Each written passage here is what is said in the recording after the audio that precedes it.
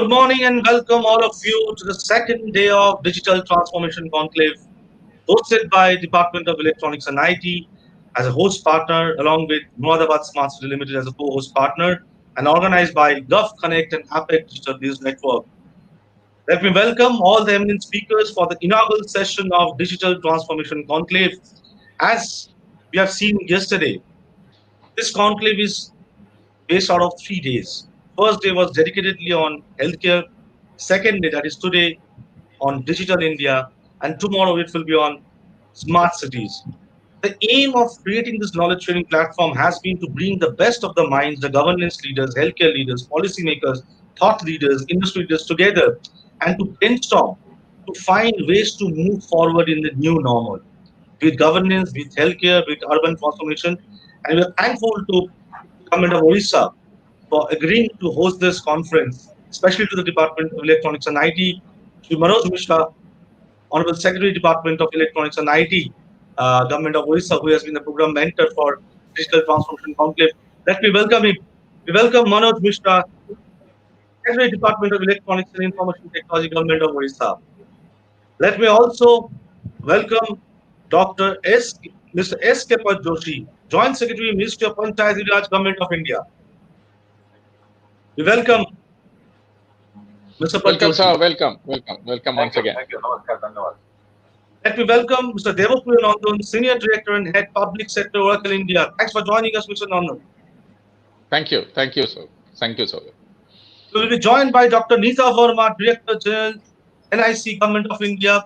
I think she'll be joining in a minute or so. And also, we'll be joined by G. Ashok Kumar, Additional Secretary and MD, National Water Mission, Minister of Jal Shakti, Government of India. And also, the chief guest of inaugural session, Honorable Minister Sri Tushar Kanti Behera, Honorable Minister for Electronics and IT, Government of Orissa. He'll be the chief guest for the inaugural session. He'll be joining us shortly. With this, before I hand over the session to Sri Manoj Mishra, let me just give you a context.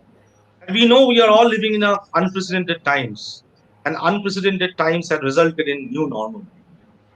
What is the way out? How digital intervention is going to make a difference where there will be empowerment of citizens? How the technology and innovation is going to play a vital role when it comes to delivery of public services to the citizen? What are the problems? What are the challenges? How those challenges can be overcome? All will be discussed today and tomorrow. And the healthcare sector has been discussed yesterday, where we saw presence of healthcare policymakers from various state governments, healthcare leaders from various hospital chains, healthcare tech solution providers also there.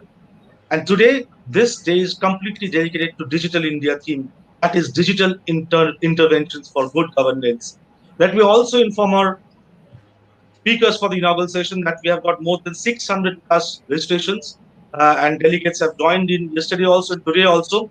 I also request our delegates to visit our expo center where the technological solution providers are exhibiting their solutions. A lot of case studies, white papers are available there. Though it's a virtual world, but I can be sure that even in this the gamut of virtual world, the delegates will have the feel of actually attending a physical event. And who knows, maybe soon we'll be having a physical event also. With this, I move on to Sri Manoj Kumar Mishra, Secretary Department of Electronics and IT, Government of Orissa, who is the program mentor of Digital Transformation Conclave, to give his opening remarks on his thoughts on digital transformation, the way forward. Over to you, Mr. Manoj Kumar Mishra. A very good morning to you. Thank you, Savikji. First of all, congratulations to you and the entire team of GovConnect and APAC for putting up such a great show. I have attended many webinars of this kind, but what you have been able to bring in is almost end to end. It feels like a physical summit that has been conducted, not a virtual summit. So I congratulate all of you who are there. My name is just there as a mentor. I don't think you needed me at all. You have been brilliant.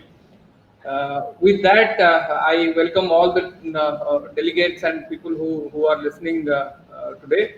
We have panel of very eminent and erudite speakers. So I'll just begin and then probably be on mute and listen and enrich myself by listening to others. We are, as Souvik just started, that we are in exceptional time, and exceptional times require exceptional behavior, exceptional response. If we, I'll just run through. I'll not make this speech a monologue and very boring. So I'll give you just 3 examples how technology can transform processes. Technology, we believe, at least in Odisha, we believe technology per se is overrated. It makes no sense. So if let's say I give my father a iPhone, it has absolutely no value. So he may consider it worse than a Nokia phone with of 4,000 rupees. So where technology is important is technology's role as an enabler.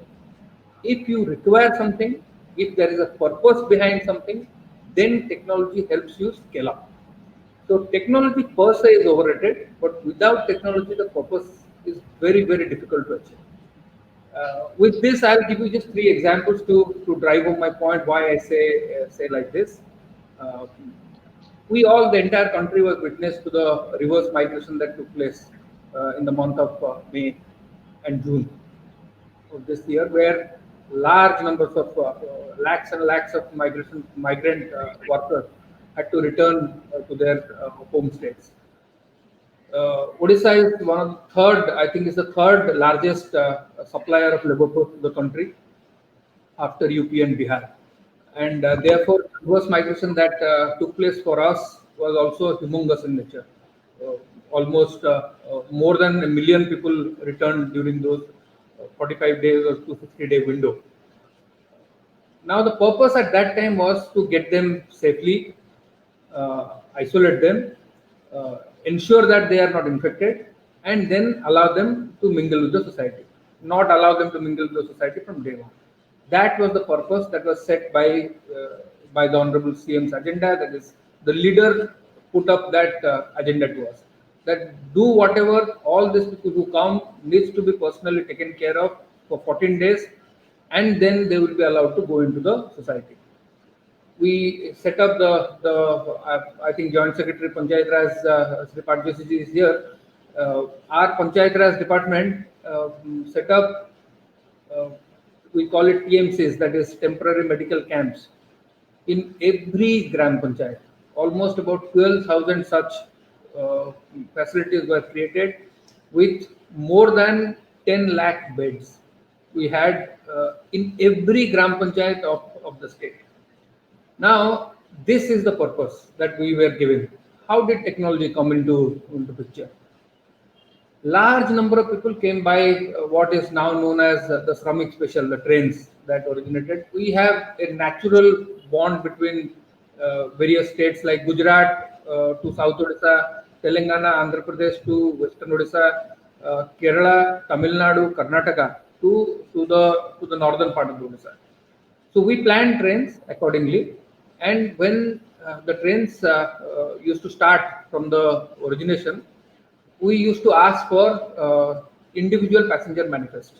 Now that was hard to get, but we forced that. In fact, this is the state which asked for the first time, and this was made into a standard operating procedure by Ministry of Home Affairs for all states to follow.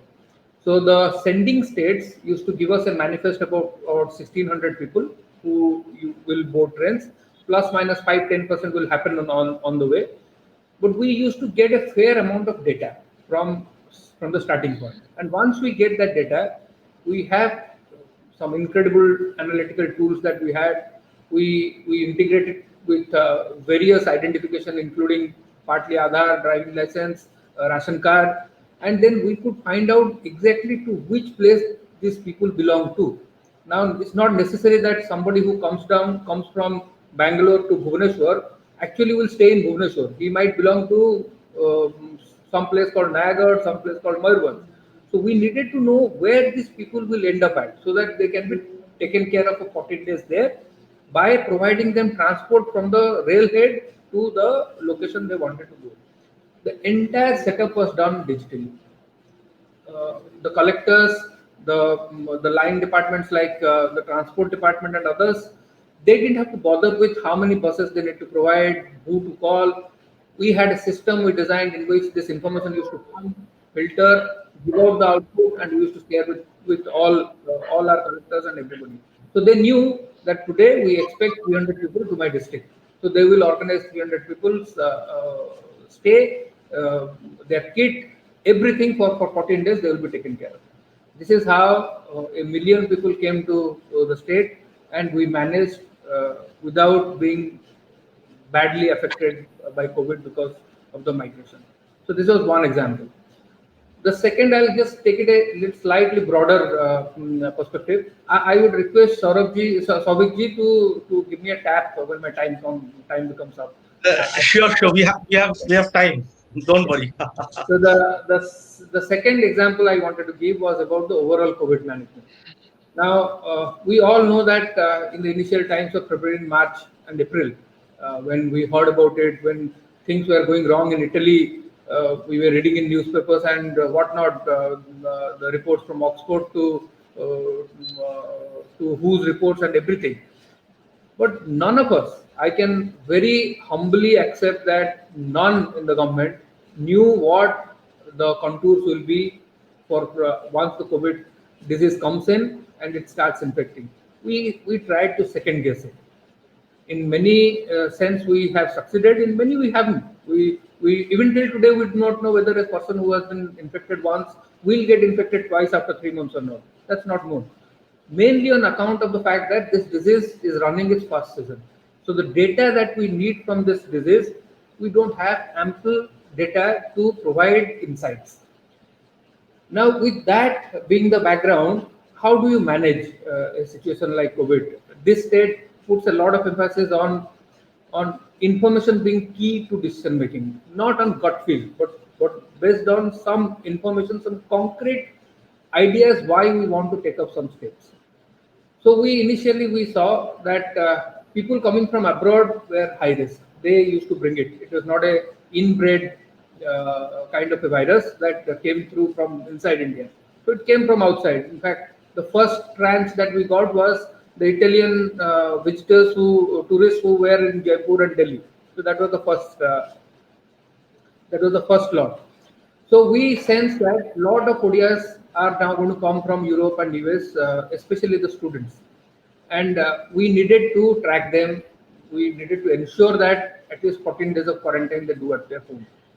So this was the purpose, and then we came out with a incentive scheme. I think that's the only incentive scheme that has run in this country where we gave away 15,000 rupees to each of the people who came from abroad, who declared themselves from where they have come, and self-regulated for 14 days with aid of the municipality commissioner offices, and got their 15,000 back for their self-declaration. This is how we stopped that initial flow of the virus into the state. And taking a clue from there, we deployed large amount of analytics to know that when we had a, how do you put it, limited resources in terms of testing. Now, the testing kits were limitedly available. So how do you deploy testing kits? So we knew exactly where people are coming from outside, which are the places which are likely to get infected more, which are the places which society-wise are far more close-knit than others. Density of the population was factored in, even the male-female ratio, because we knew by that time it affects males almost about 70%, females 30%. Taking all these factors, we could predict which are the places which require more testing. So in terms of testing, in terms of predicting where the virus will lead us to in the next month, so that we can put our resources in that manner, in that particular direction, we used technology. So my first point and second point, I'll just re-emphasize by saying that technology per se is not important. If technology is driven by a purpose, then it yields results. And without technology, these purposes will never get attained. The last thing before I stop, I would talk about, since this is a digital transformation conclave. Last year, when the present government came for the fifth term, Honorable Naveen Patnaik got sworn in as the Chief Minister of the state for the fifth time. He came out with an agenda of 5T. Now it's quite well known. 5T is teamwork, technology, transparency. and add timeliness into it, and it will result in transformation. A target was given to us on August 15th last year, that citizens of the state do not need to come to government offices unless it is mandated by law or constitution. So this is what is the purpose that was given to us. That the government services will have to reach to people. They don't need to come to government offices. And this is not simple e-gov. In e-gov, we just process the manual process gets converted into a digital process. Here we are talking about complete transformation. So, for example, a marriage certificate. Now, whether it is a e-gov process or a manual process, one had to appear before a judicial officer in order to register that. We have changed the entire business process of the government, where we have enabled more and more people to be able to dispense that certificate. What is that big about a marriage certificate that all other certificates can be issued, but marriage certificate, for that somebody has to come to the state cabinet? So these kind of thought processes were came in, and we have changed almost about 1,000 processes, and where people used to were forced to submit 40 documents, now they have to submit probably one. Of that nature, that we have come out with a time frame within which the services will have to be delivered. Otherwise, penalties can be made personally against officers. So as we speak, in this month, we are going live with something called as odisha1.gov.in, in which from the present level of about 60 services which were online, we are straight away jumping into about 440 services.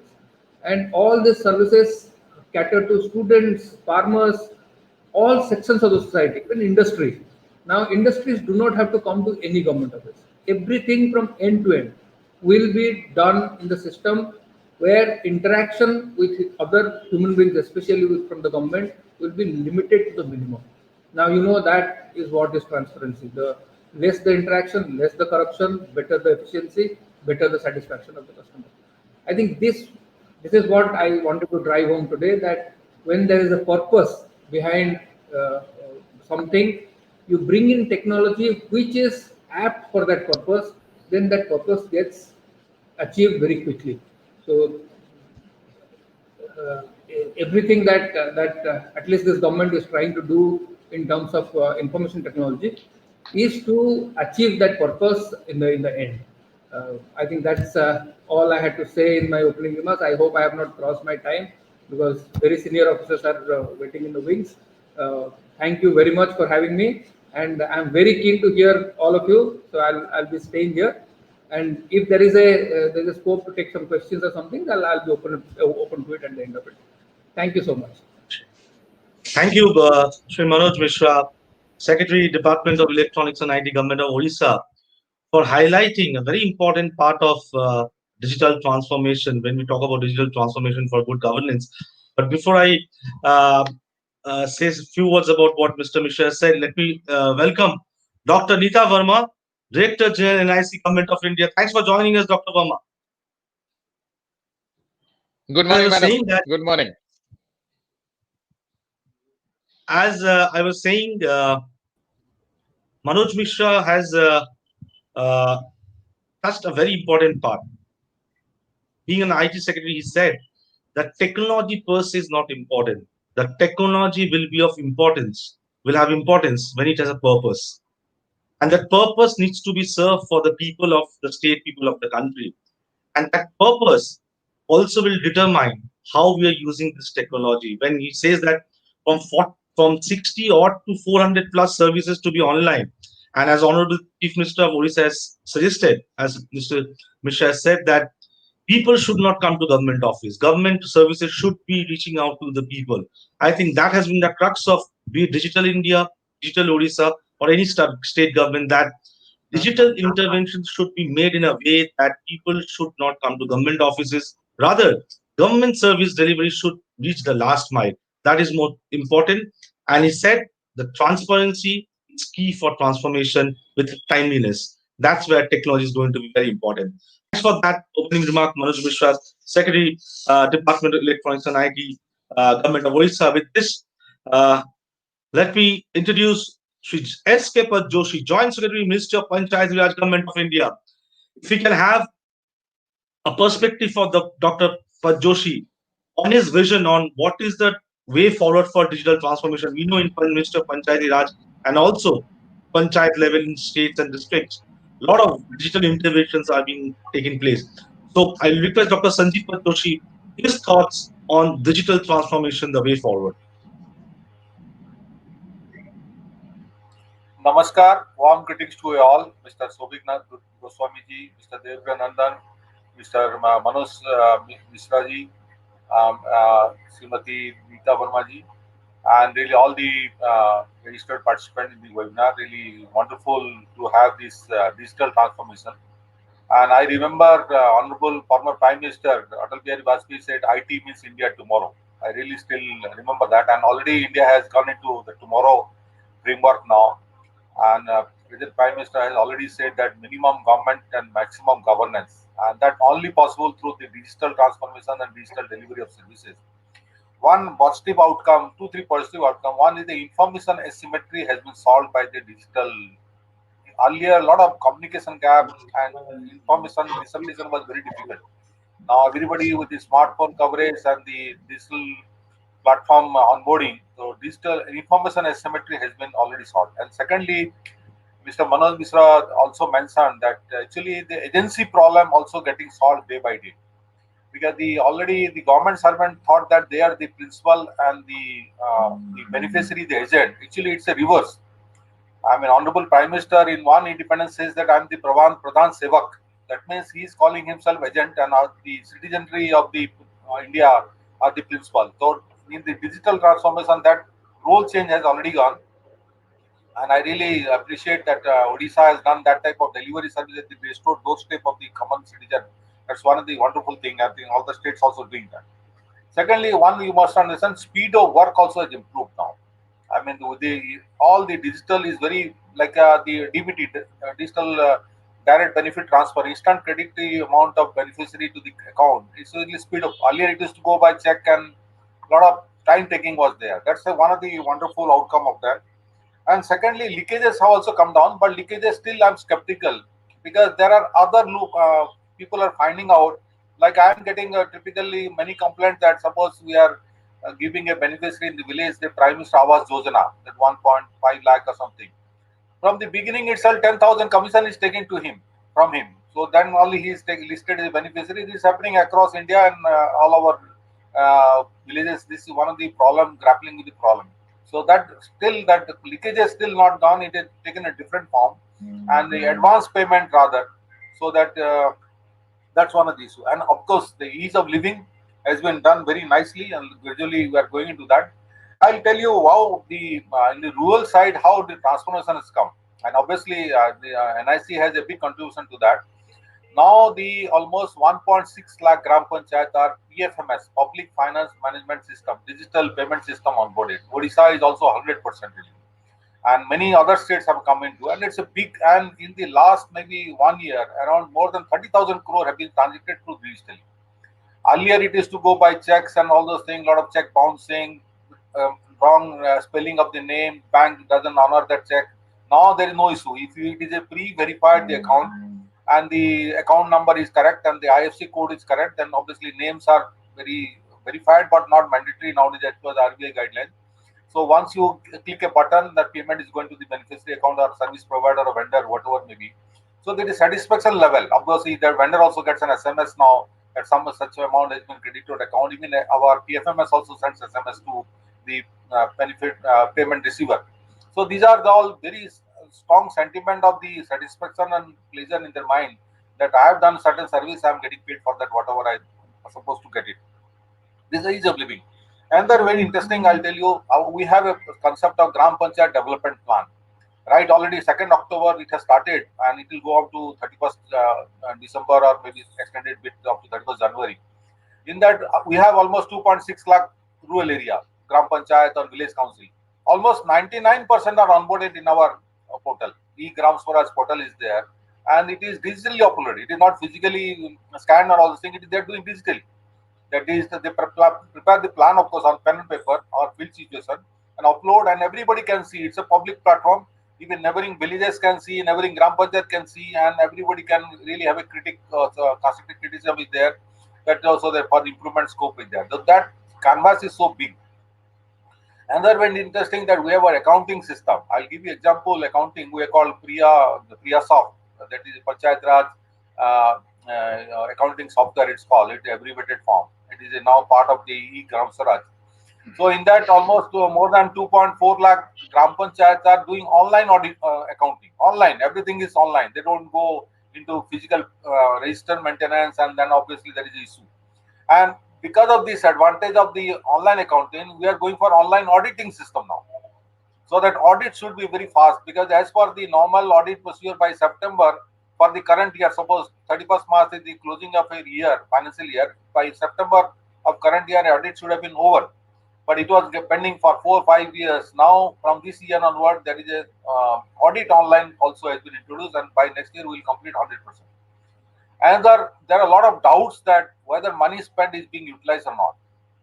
It's always when sitting from away and you are not staying in a village or something, whatever road constructed or in pipeline done or electricity street light done or not. Now geotagging, that is geo-coordinate, lat-long coordinated photograph, and also it is all public photograph, we call the geotagging of the assets.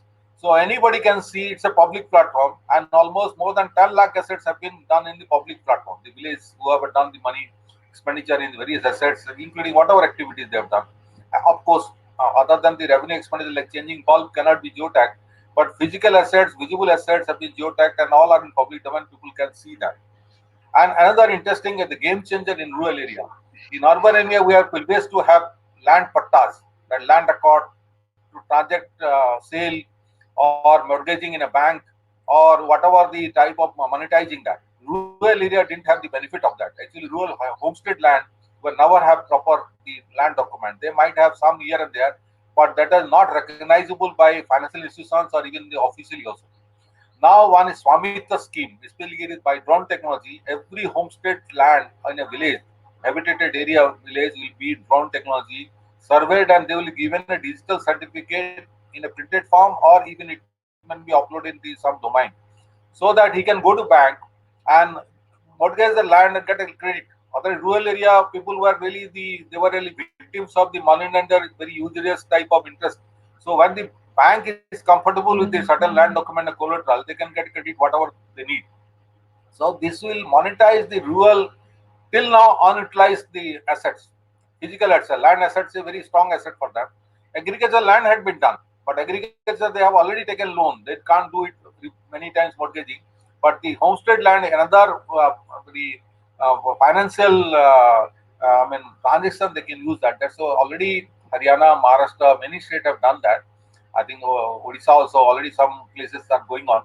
So it will be a very big achievement for the whole India to go ahead in that. Another very interesting fundamental in that, in our Corona has already driven, because after the demonetization, there was a really push for digital transaction, all those things. Corona has also another push to us. I mean, when there is a saying, people are given choices, they won't go, and when there is no choice, one has to go for the particular system. And in the new normal, digital one way is very important nowadays. But at the same time, one caveat, we have to be careful. I mean, it is not that just blindly follow everything digital and get into a problem, because nowadays, if the cyber crimes, the latest report, during Corona times, it is tenfold increased the cyber crime. So we have to make sensitive people. That's what the many financial transactions in KBC also, Amitabh Bachchan comes repeatedly. जानकारी बनिए और आपका सुरक्षा रहिए. So this is, we have to tell everybody, just going blindly certain things, disclosing everything of their own thing. I feel that it might lead into another opportunity for the criminals to swindle money of really hard-earned money of the real people. So we have to be careful, and that definitely technology is thing. But technology like a knife, if used properly, it really makes surgery in a medical surgery, or used improperly, it's a murder.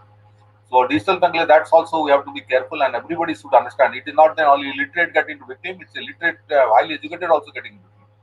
I really have come across many times, and I feel is one of the really pleasure for me that it has solved the agency problem, the principal agent problem. I mean, really, people are not supposed to come to office, not supposed to stand wait at the counters of the various service provider rather than at home they're doing and various services are getting delivered. And it's a wonderful again really to share my views and thoughts, but at the same time I express my some I mean the trends about the cyber crime front. One has to be very careful, and we to be everybody should understand that. And thank you very much. I really once again congratulate you for this wonderful webinar. Thank you. Thanks, Dr. Sanjeev Joshi, Joint Secretary, Minister of Panchayat Raj, Government of India, for highlighting the kind of digital interventions have been done to take the services to the rural India. It's amazing figures that more than 4,000 crore has been transferred 30,000 through crore. electronic methods in last 1 year. 30,000 crore. 30,000 crore. rupees. 30,000 crore. That's a huge number which has been done through digital interventions. And also you mentioned about how the land and all those things have been mapped digitally and the services have been given to them. It's a remarkable thing. That's the power of digital interventions for governance. And I'm sure in the coming months, coming years, in the new normal, digital empowerment of citizens will be more and more visible. And that's how the governments across the states, across the world over, will focus on for ensuring good governance through digital transformation. With this, I'd like to invite a very important speaker of this conclave and who represents a very important organization, which is can be said as the backbone of IT and technology and governance for the governance ecosystem, that is NIC.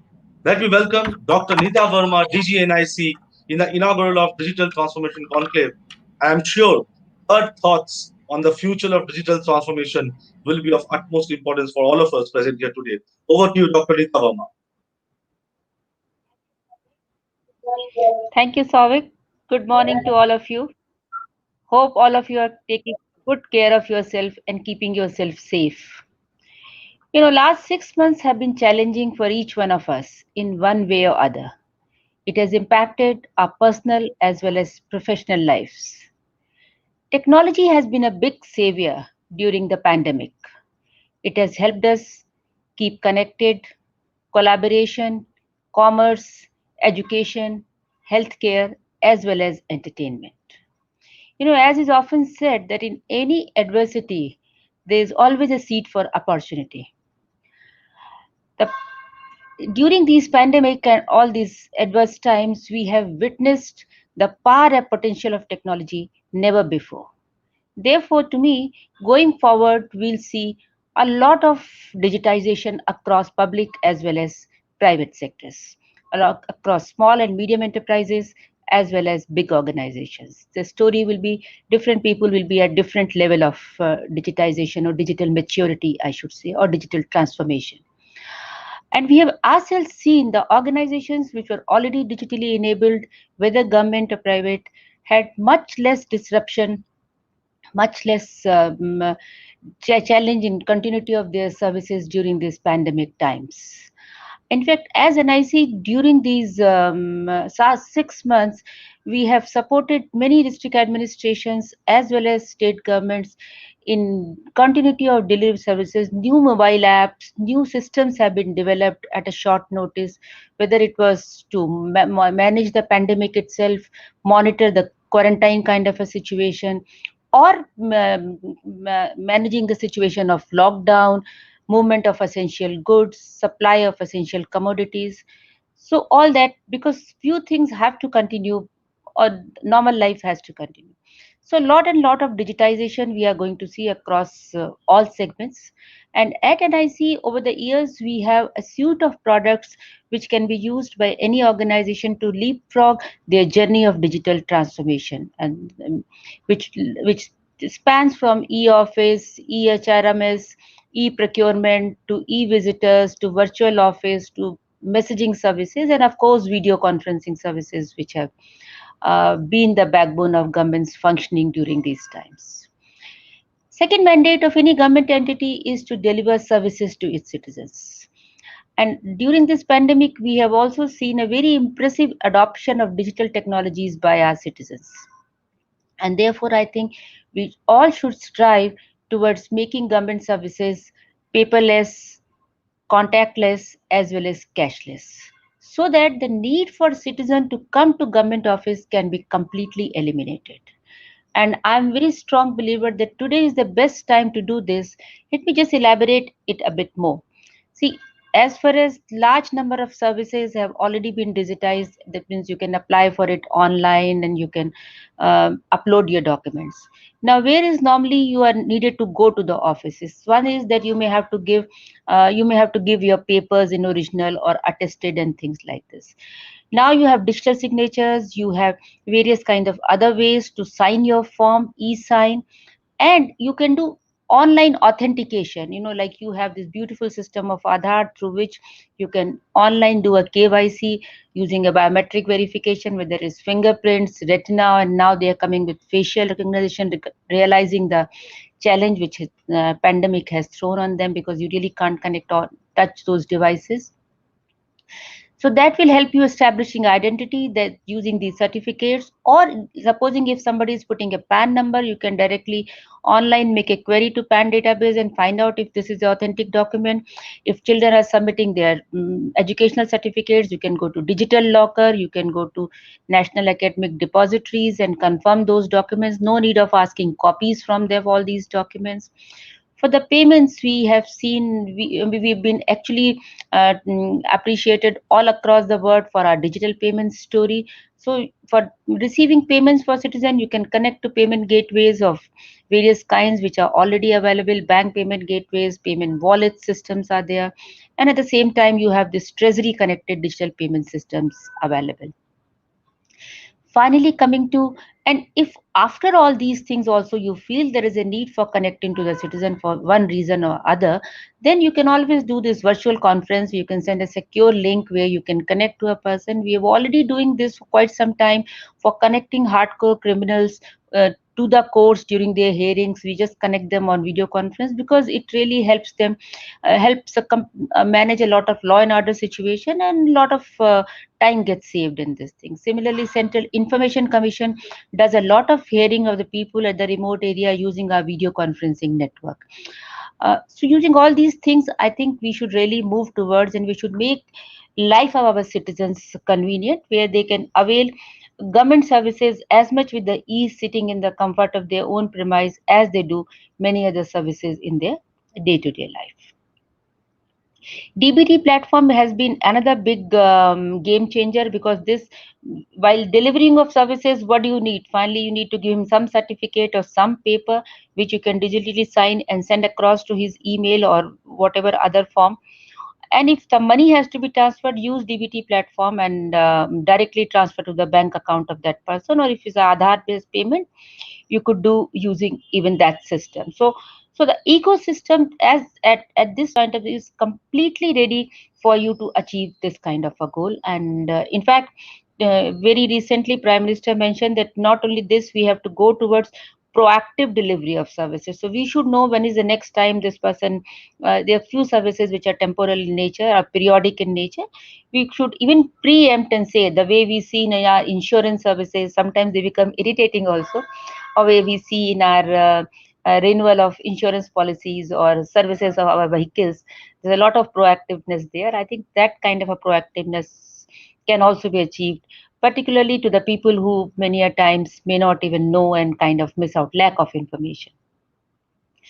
Third thing, I think, which we're going to see, and we have in fact seen during this time also, like even if I take a case of NIC, a lot of our services like video conferencing services, our messaging services, a lot of our existing citizen services saw an exponential growth in terms of users as well as the usage.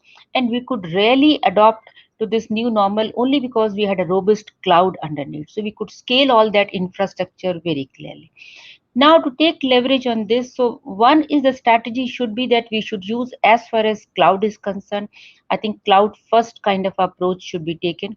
And second thing is, your applications also have to be cloud native. If you have not built your applications which can leverage on cloud, you will not be able to go beyond a certain level. So those things, all those new technologies of DevOps, microservices, have to be adopted in case you are doing coming up with a new system as of today, and we are going to see more and more of that because they have lots of benefits. NIC has also built to help those small government services which do not have too much of a technology complexity, has built up this Service Plus platform. Using this Service Plus platform, you can generate services without writing a single piece of code. It has different forms already pre-configured which can be generated. You can customize those forms. It already is connected to a payment gateway. Aadhaar authentication is already enabled. So using all these kinds of services, using this Service Plus platform, you could generate your service without, it's our no code platform. And as of today, 29 states are already using it, and 1665 services have already been launched using this, and 48 million applications are already processed through this Service Plus platform. So this is a beautiful platform which, and around 630 crore of revenue has already been collected by different state governments while delivering services which have been simply generated through Service Plus platform, where no single line of code is need to be written. So that's the new way which is there, which is a technology trend all across. But to specifically suit to the requirement of citizen services, we have developed this platform where already these customized templates for delivering variety of services to citizens, birth certificate and various other caste certificate, marriage certificate, all those kinds of services are already pre-template. It just takes few hours to make that service online.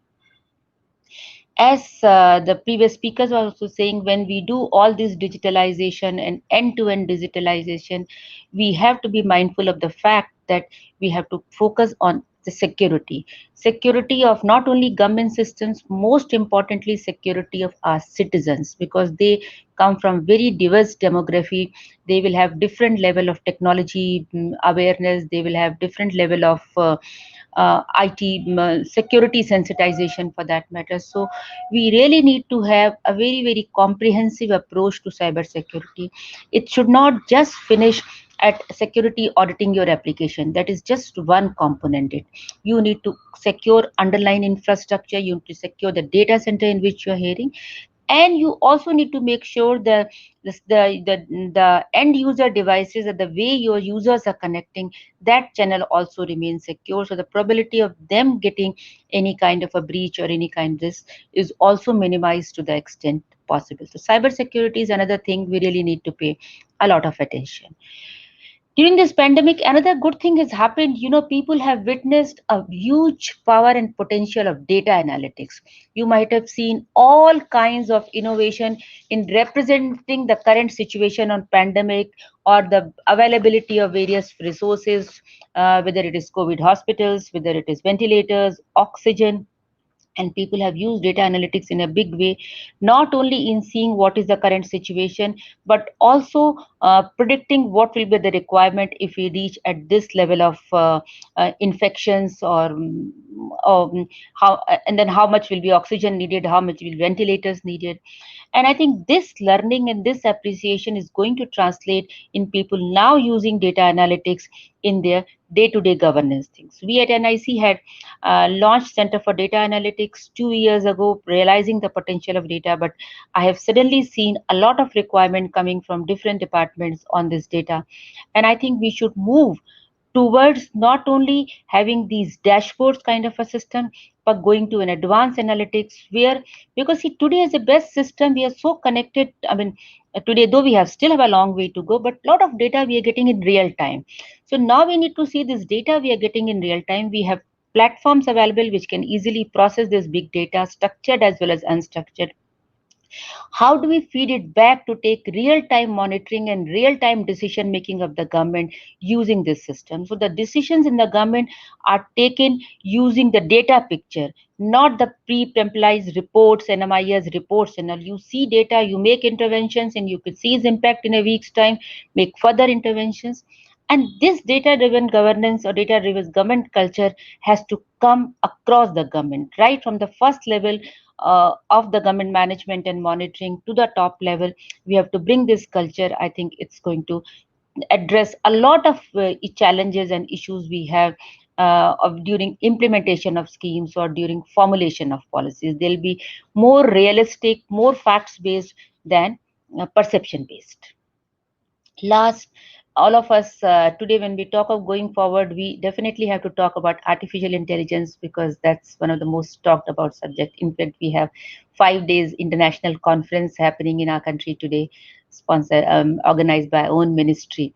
And only thing I'm trying to say is that artificial intelligence story for India or for government has to be very different than what is happening in the Western world. Our priority is not to get autonomous vehicles. Our priority is not to get those robots helping us.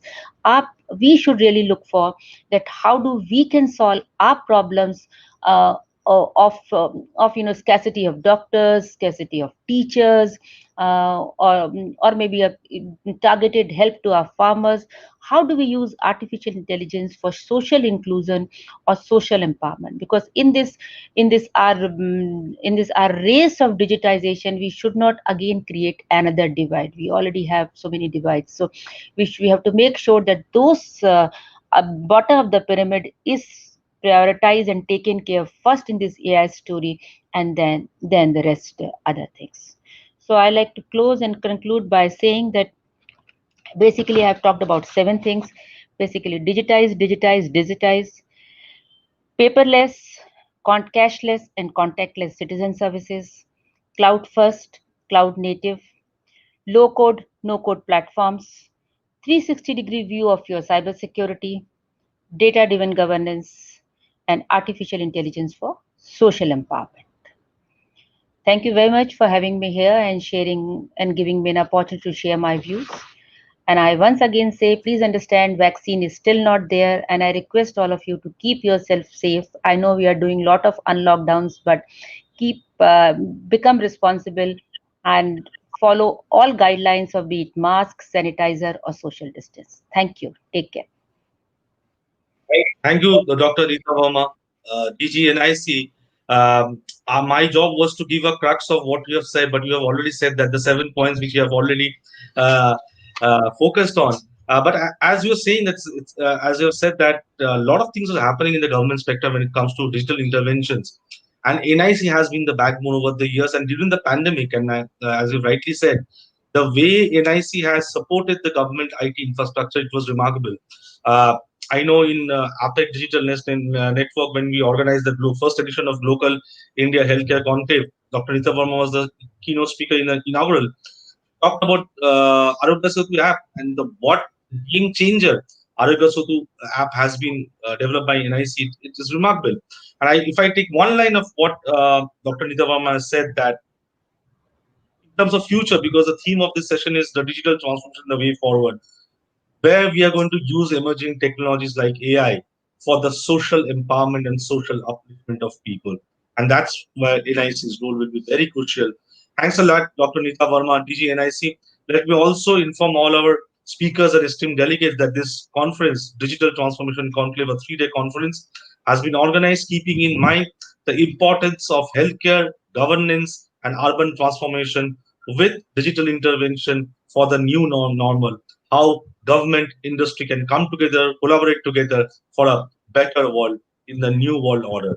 Thank you so much, and we are also thankful to NIC for being a supporting partner of Digital Transformation Conclave. With this, I'll move to a very important presentation. Till now, we had the perspective from government. What about the tech leaders, tech companies who are working with government to provide this solution? We have with us Mr. Devapriya Nandan, Senior Director and Head Public Sector Oracle India. Over to you, Mr. Nandan.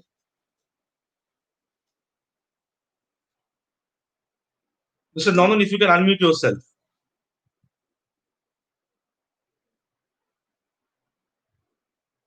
Oh. Yeah. Am I audible now, Shobik?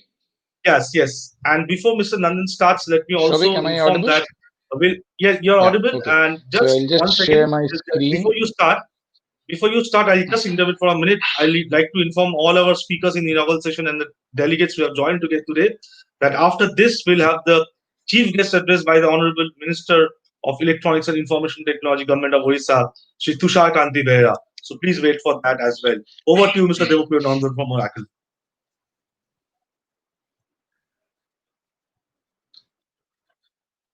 Thank you, Shobik. Once again, is my screen visible? Yes. Can all of you see my screen? Okay. Okay. So thanks once again. I would like to say a very good morning to Shri Mishra Mr. ji, to Nandan, Mr. your Patjoshi, screen, Mr. Nandan, to Madam Varma, uh, and if you start the presentation, then start the screen sharing option. Then we can see your presentation on screen. so yeah, I have started my But you have to start the presentation, screen sharing option. and okay, is it okay now? Is it visible now? Not Yes. good. I think Yes. you redo. I think yeah, it Yes. has Yes, come. it is visible now, right? Yeah. Okay. So this is all technology does and helps us to learn. So okay, thank you once again, Shobik. Uh, thanks to GovConnect APAC to give us this chance to be part of this esteemed panel. One thing I should admit, and this is very sincerely, next time I get a chance to speak, I'm not going to speak after Madam Varma. At least I will have two speakers in between me. Uh, she has really done a fantastic presentation and was very clear about what the priorities of government is all about, right? So on behalf of the industry, on behalf of a technology provider like Oracle, what I am going to do is to talk about what we have been doing in all these years and how we have been helping the various governments. And Mr. Mishra is here from Odisha, uh, the Panchayati Raj departments, several departments. What are we doing there? So I'll just start with a few snippets. This is something which I came by when I was creating my presentation, and this is IDC, just off the press. It's very recent, and it says that we are all talking of digital intervention and digital transformation, and that's getting very true. IDC says that half of the GDP will come from digitally transformed enterprises, and enterprises would include the government also in the next 4 years' time. So, what Madam Verma said, what Mr. Mishra said, is giving a purpose to the technology. What Joshi Saab said is how we can save and how we can ensure more efficiency into the government processes is actually a reality.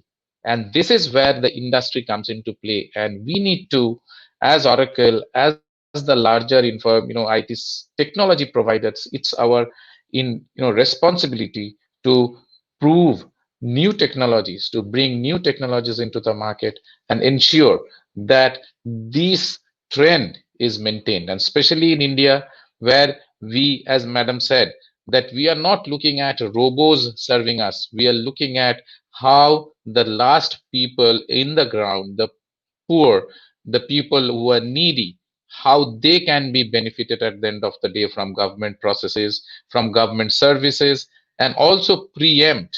So we are going to see how this is going to happen. This is again a small survey which IDC did, and it says that everybody is saying that we are going to change. We are going to change. We are going to go on cloud. IS is something. So this is just a snippet to start off as to how everybody is thinking, and we are no way different from that. Okay, and these are the some of the areas. Madam talked of this one. I'll not reiterate, but this is what is exactly going to happen. Madam talked of intelligent apps with built-in AI. Yes, this is something which is going to be the new normal, which is going to be part of every application and every native apps that you're going to build. IoT analytics over to discover hidden patterns, extremely important. And something which you're going to talk of is blockchain and autonomous databases going ahead in the coming future. And we are already seeing Election Commission talking of the voting systems having a blockchain system. We are already implementing land and title authenticacy. We are doing flood prevention using AI nowadays. So these are all the realities of the day. And as we see, more and more proven technology will come into the system. Cloud will take over most of the implementations so that the rapidness and the speed at which implementations happen are multiplied several folds. Again, these are the ones which will happen. IoT will increase productivity, paperless blockchain, and quick innovation. Cloud will help you to have quick innovation. We talked of AI/ML. Madam talked of AI/ML being used for preempting what a citizen needs, and this is what we have already done. Right today, in a company like Oracle, my travel bill is not checked by any human being. Till a particular threshold, it is done by the machine itself. It checks my travel bills. If it is within the thresholds and within a particular parameter, it's based on certain, behavioral patterns of mine, my spending patterns, it approves it. It has become part of our psyche. It has become part of an Oracle DNA. It's become part of a lot of companies. In pandemic times, I have talked to a lot of officers in the government who said that there was initially a lot of challenge in paying TADA bills of employees who were traveling for serving in various pandemic areas because there was nobody in the office to approve those bills. The future is going to be with AI if this efficiency has to be brought into the system. Why do we need a person to sit and go through bills? Similarly, job interviews can also be automated by AI. It's already happening across the world. It is happening to some extent in India also. The corporate obviously takes the lead, but we see that this coming into the government processes to make large scale recruitments by various PSCs and various recruitment agencies much more efficient, much more error free, and much more justificable. Farmers are already using AI for soil health monitoring, for predicting what is the crop they should sow in 2 years from now, or in a short term and in the long term. This involves validation of lot of information that comes in from the rainfall patterns, the soil behavioral patterns, the various the fertilizer availability patterns. All these things are patterns which are discovered by an AI system. Payment through AI, online verification of citizen services. Odisha is just implementing online verification of citizen services through AI. It's all these things are coming to be the reality. COVID times. We are very happy to inform that all these remdesivir and dexamethasones, which we suddenly knew were helping people to shorten their stay in hospitals, it was saving precious lives. 1 out of 8 lives was being saved by dexamethasone. Was all coming out of an Oracle system, which we developed in 3 days flat for the US government. It was called a therapeutic learning system. So I'm not saying that Oracle is the only company who's doing this, but AI ML has been put in work big time in helping save lives during the pandemic times. And AI on the cloud is going to be the future. Not only AI, it's going to be on cloud because huge amount of data will be churned. Huge amount of technology will go into in creating more and more efficient AI. So how would you get the scale? How would you get the size? How will you scale up and scale out? Cloud would be the only option where AI will reside, and you will be able to crunch more and more data to give you much more effective results end of the day. Oracle, we did tie up with NVIDIA. This has been a fantastic announcement some time back.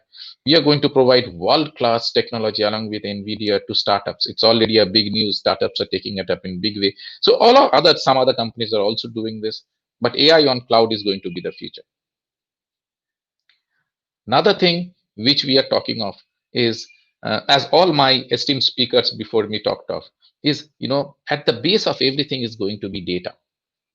Data is going to come in from various sources at tremendously high speed. It's going to come in from IoTs, it's going to come in from sensors, it's going to come in from various services, this 400 odd services that Mishra Saab talked of. Madam talked of hundreds of services which are going online. Data is going to come in at tremendous speed. That needs to be ingested, stored, indexed, and made available on demand for analytics and AI. How would you do that? There is a big risk of congregating data at one place, is that it can be hacked. So we will look at, or the whole world is going to adopt autonomous database where a machine would fight a machine to stop any kind of hacking.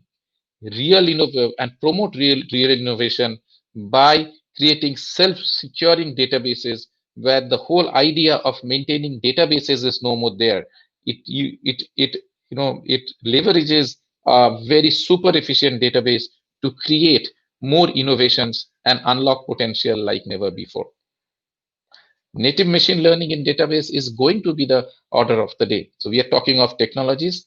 These are the real technologies that is going to help governments in churn data big time and ensure that they are not only safe, but hidden patterns are taken out. And the point that Madam was making is to preempt what does a person need. This is where native machine learning will help create intelligence within systems to ensure that we can start predicting what a customer or a citizen for that matter is wants to have. Convergent database, again with the same thought, the same line that we are talking of. This is the order of the day, and this is going to be the future. You will get in data not only at a very high speed, at a very you come in at from all sources, and these sources will be varied. They need to be ingested, and all the scalability and security and integration and development tools which will be in varied technologies will have to work on those data. So convergent data architecture will be the future. We just did an implementation of AI on cloud for Niti Aayog. This is already known to everybody. I'm not going to do the details. 110 districts working on monitoring multiple parameters to ensure that the district magistrates, the SDOs, and the decision makers know real time what he needs to do today, second half, or tomorrow morning, and what are the parameters that he is lacking on. We have around 11 districts odd, I think, from Odisha into this particular program. And this program is really looking very good. These are the type of dashboards. Madam talked of, providing dashboards. So these are the type of analytical dashboards, and all is being done by AI ML at the back. So it is a practical, it's already happening in this country. There will be a lot other instances like this, but this is something we have been very proud of. This was announced by Honorable Prime Minister on 15th of August, and we have been very proud in getting part of that. Cloud adoption has been as accelerated during the pandemic. My earlier speakers have already spoken about it. Less costs, digital innovation, and technology expansion is the key, and that's where cloud has helped during the pandemic. We have talked of it before, so we'll not get into it. But you see that, and not all can adopt cloud so first. We are talking of cloud, but not every organization will move to cloud so fast. There will still be a lot of workloads running on-prem because of data sovereignty. India is going to have its own data privacy law very soon. We will see how that it looks like at the end of the day. There will be a lot of security and controls coming in. We are seeing TRAI coming in between to monitor the cloud providers. So there will be a lot of controls that will be implemented. And obviously there is a question of latency, which I don't need to explain. It's a no-brainer. So what would you do? So what we are looking at is various versions of this cloud working within the same system, and they're working in a very seamless manner. While I say this is a very high-end technology that will allow this seamless working to happen. We will have on-prem data centers talking to public cloud, and whoever is not able to go on a public cloud will need a cloud within his premises. And if all of them coexist, it will be necessary to talk between these clouds in a seamless, and the biggest thing is that in a secured manner without any loss of data. Connectivity will not be the same all the places, but we'll have to ensure that this data is all controlled. So we are looking at a multimodal, multi-model transformative journey for the various government departments and corporate alike in their cloud journey going ahead. Another big point, blockchain. This has become a very cliched word, so I'm not going to get into it. Public sector, as per McKinsey, is going to be a very big consumer of blockchain. As I talked of, voter identification, and these are all realities. Everybody is working on this one. We are also working voter identification, land and health records, public distribution systems, and all these things are going to go on blockchain very soon. Encryption, degree of traceability, multiple mode data updates are going to play a big part going ahead.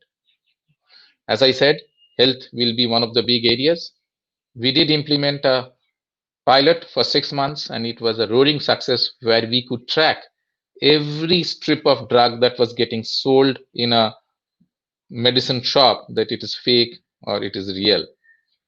Based on that, there has been a strategy paper which has been shared with the pharmaceutical companies, and where all these use cases that we have created has been explained in a big manner, and that you see today is already in the newspapers, how the pharma companies are going to work in distribution of the COVID vaccines. What are the planning? They're planning blockchain for monitoring that none of the vaccines leave the supply chain and is sold illegally, or there is no counterfeit vaccines which come into the play in the next few months' time. And these are real-time implementation practical scenarios. Smart cities, again, this is something which we talked of. My earlier speakers also said smart cities are the way of the day. So hell of a lot of technology is going to get into it, right? It will not only be cloud, it is going to be IoT, it is going to be big data, it is going to be analytics, and that's going to result in smart lighting, connected workers, and smart transport. These are some of the technologies which will rule the roost in the coming few years' time. Healthcare is another big area. This pandemic has thrown before us a big challenge, and I think we are all agreeing to that, is that we lacked the basic database of medical facilities. We lacked the basic database of the patients, their earlier records. And when this whole tsunami happened, India did a great job. The Indian health fraternity did a great job. The corona workers did a fantastic job putting their life in the line. But putting life on the line cannot be the the practice. There has to be. That's why technology is there. We need to really know as to where we stand when it comes to the overall health fraternity in this country, and what kind of assets we have. Which is the place to approach when somebody is in a real problem. So health information exchange with asset base creation for all the medical assets that we have in India is something which is going to be the way of the day. And we are seeing a lot of initiatives happening from National Health Authority. We are seeing initiative happenings from various states, and we expect that this to pick up steam very soon. And this pandemic has really, really helped us to accelerate this whole process of acceptance of technology in the health scenario. This is what is going to happen. Point of care automation, centralized continuum of care, analytics will become a big part. It's already become so. Pandemic we talked of, right? Like the TLS stuff. There's a lot of analytics which is going to come in. Disease surveillance, all this in these ashas who collect a lot of data on the ground.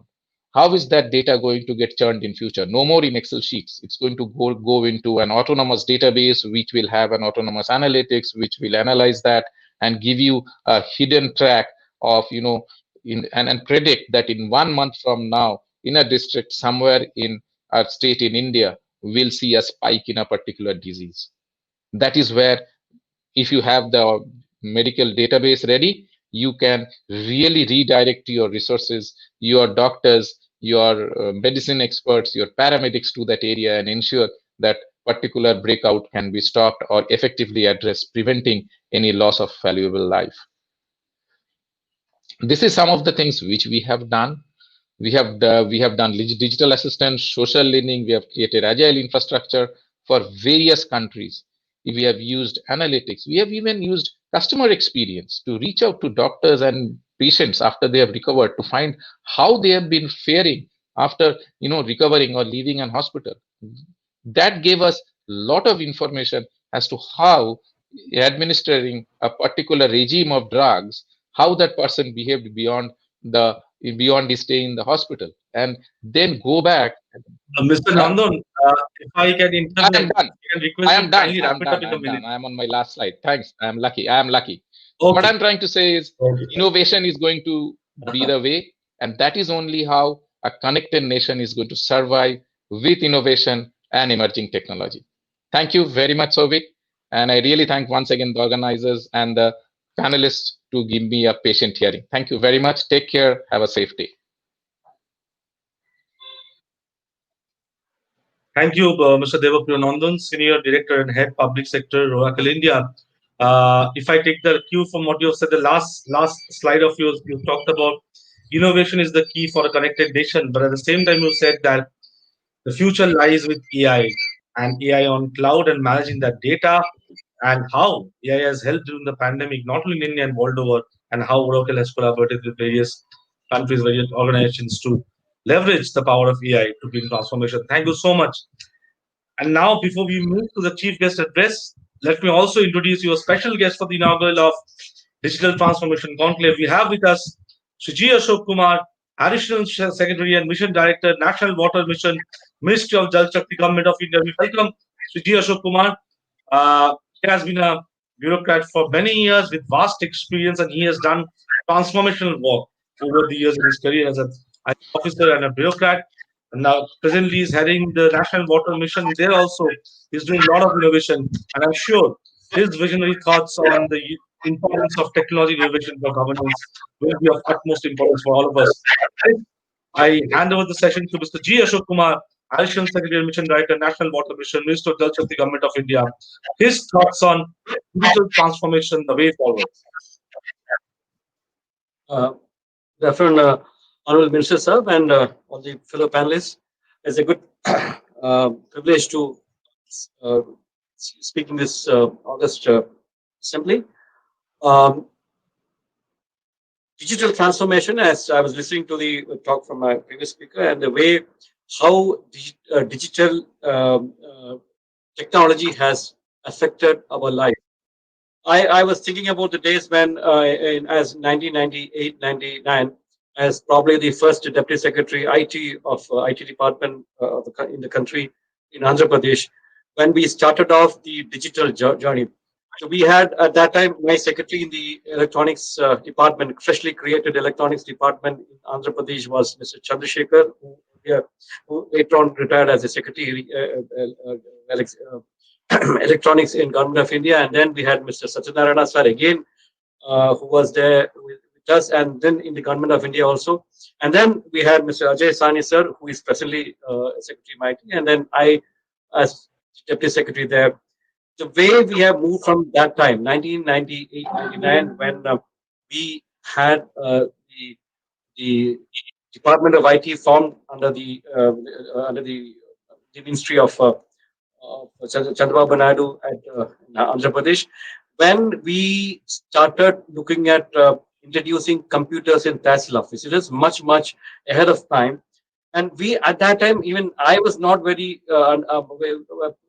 appreciative of what was happening. He wanted us to digitize all the data. We collected the information of all the 3.5 crore people of Andhra Pradesh and digitized, and we gave unique number, the SSID number at that time we called. Every person was given a unique number. I'm talking about 1998. So at that time, as I said, no, we were not able to understand what we were looking at, and the technology was also in a very infancy state at that time. We had really just a client server technology coming in. DB2 and Oracle 8, I think, at that time was there, and if I really remember, Oracle came out with Oracle I at that time, and then we had DB2 also coming up competing with them. So it's from that time where we collected the information of every people and then wanted to issue caste certificates without inquiry based on the database available. It was a very novel thought. But see what has happened after 20 years down the line. We have become almost everything is digital these days, and particularly the last couple of years, when there's a push for the electronic payment has come in, when the COVID pandemic actually broke us down into small silos, and then most of the time we spend on e-conferences and e-meetings. The transition has been phenomenal. Now, I also had occasion where, as Joint Secretary Civil Aviation earlier, when we tried to have the e-boarding passes issued to the people. Now it is fairly common. When the first of all, the acceptance of a technology is very important, because when we tried to say that the e-boarding passes to be given for people boarding the aircraft, it met with a lot of resistance from the the security set of people who said that no, this may can be tampered into, this can be create problem. The people can hack into the system. The fear of technology was there, but as of now, I realized that that phase is over. People are more and more accepting technology, and what a transformation which we have seen in the last couple of years. So I was hearing the presentation from the Oracle person, from the analyst from the Oracle, which is now touching every aspect of life of a person, whether it is health, whether it is entertainment, whether it is administration, everywhere. Digital technology has moved into our lives, and has really transformed the way we could transfer money from Government of India to the account of the people, the Jandan account scheme project, and how technology has enabled to prevent leakage of money. You know, they were, we all keep to hear that where one rupee is sent from Government of India, only 15 pice reaches the person. That is one of the famous statements. But now we ensure that 1 rupee is spent, 1 rupee really reaches the person at the last account. So technology has enabled us to bring in more transparency. Technology has enabled us to be more efficient and very fast functioning. I don't think 20 years back would I have ever thought of sending money from Government of India down to the account of a person somewhere in Koraput or Odisha, and he gets the amount, total amount in the same day. It's a tremendous transformation which has come. But now I am confining myself in next 2-3 minutes to the field presently I am in. I am in the water sector, and water sector actually is actually looking forward for more and more technology, advent of technology, because in India, water has been taken for granted, and that is one reason why now many cities are and the places are running out of water, because people think that it is just available there, and so we can do exploit it as an as we wish. But that reality has changed. The water is a very it's a very it is a scarce amount, a commodity. It has to be properly handled and then respected. Now that is the water is most of the places are not metered. So that's where the digital realm, as well as I'm talking about my area of concern in water, digital transformation has to take place in water, probably the form of universalization or metering. Every drop of water which we take out and utilize has to be properly metered. And pricing, I'm not coming to the pricing part of it. That's a political decision, but at least we should know the amount of water which we are using for various purposes. Uh, One simple example I can tell you is the water usage in agriculture. 80-90% of water is in India is used in agriculture in a very inefficient way, and the drinking water and the industry is actually only using 9 to 10% of the water usage of the country. Now, just statistically speaking, even without understanding anything about water, if you can save 10% of water usage in agriculture, we are actually getting as much water as it is presently used in drinking water and industry. See the type of just because this stat number which we have got, we are able to appreciate that fact that efficiency in agriculture, water usage efficiency in agriculture has to increase. So there are a lot of ways of how to increase the agricultural efficiency, but then for that we need to have an audit conducted. To conduct an audit, we need to have metering. So that's where coming to that. Metering is very essential for water, and digital metering is actually probably the solution.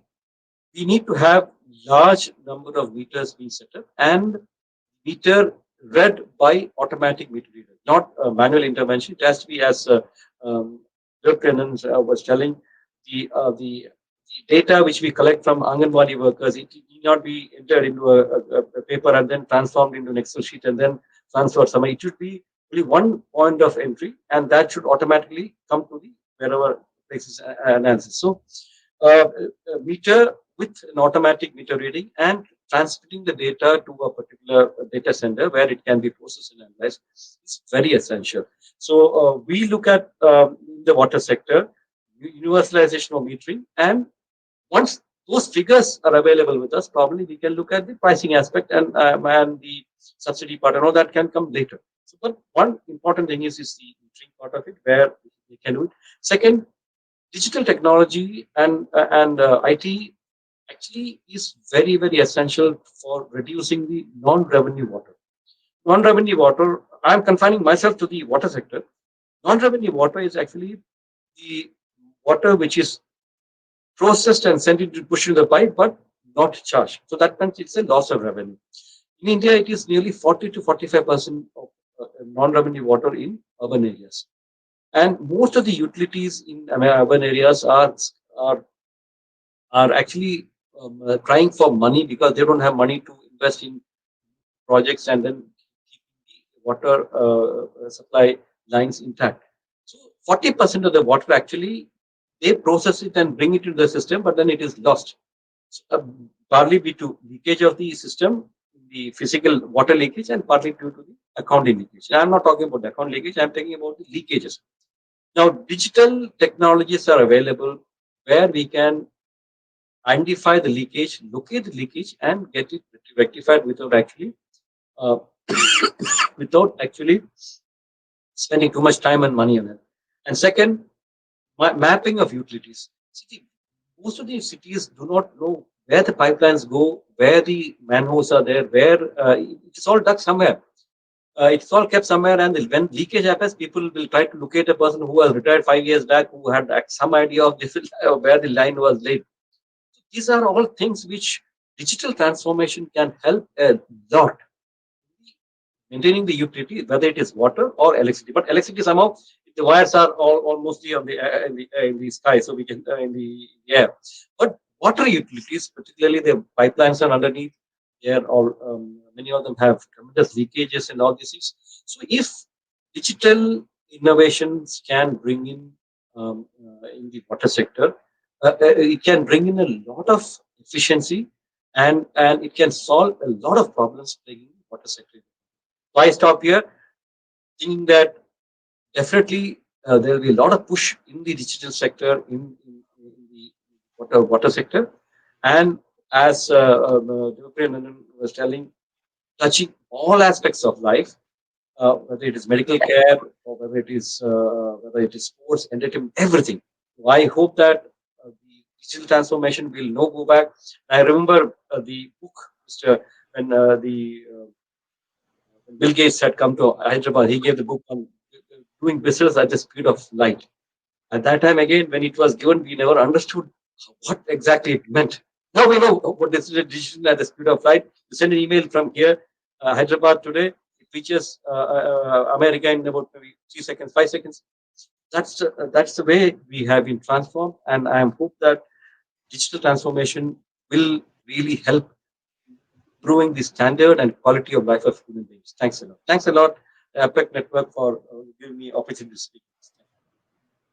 Thanks. That was G. Ashok Kumar, Additional Secretary and Mission Director, Ministry of National Water Mission, Minister of Jal Shakti, Government of India.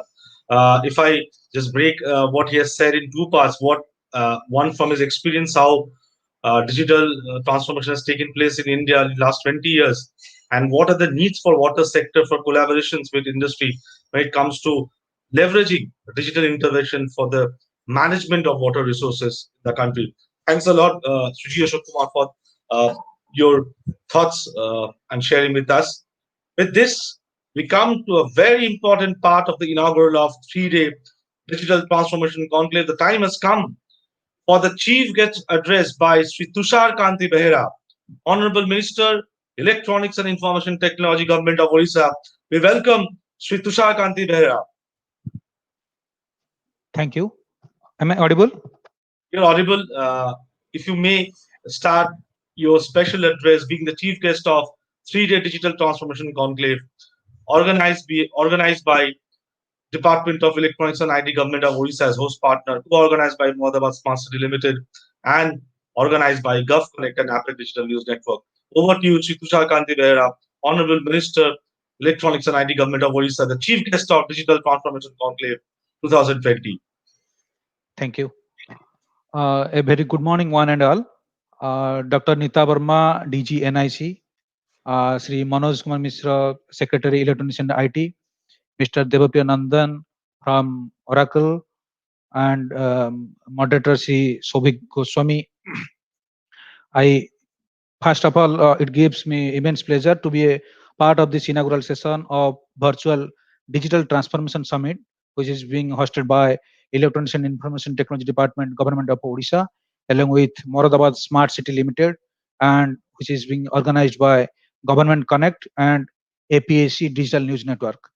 Let me be very clear at the outset, this knowledge sharing platform is indeed the need of the hour, especially as we are all going through the difficult times of unprecedented crisis. It becomes ever more important to discuss the best practices of digital interventions for good governance. Now I can see the presence of leaders across India here in this summit, from healthcare, agriculture, water mission, governance, and urban domain. And I'm very sure that the deliberations made in this 3-day summit will be of much more importance to move forward. The state of Odisha has always believed in the power of technology and innovation for good governance to bring change in the common man's life, be it capacity building programs, IT exports, e-governance, ICT infrastructure and promotion, IT investment. Odisha has given special focus on the growth of IT sector over last few years under the guidance and visionary approach of Honorable Chief Minister Sri Naveen Patnaik ji. And also we have taken special steps for IT literacy, and also we have done many things for promotion of Center of Excellence in AI, Internet of Things, machine learning, and also other digital cutthroat technologies.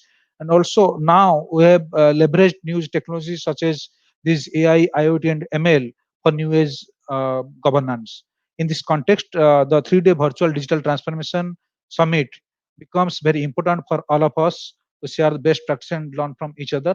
And lastly, I wish the summit a grand success. Thank you all. Thank you.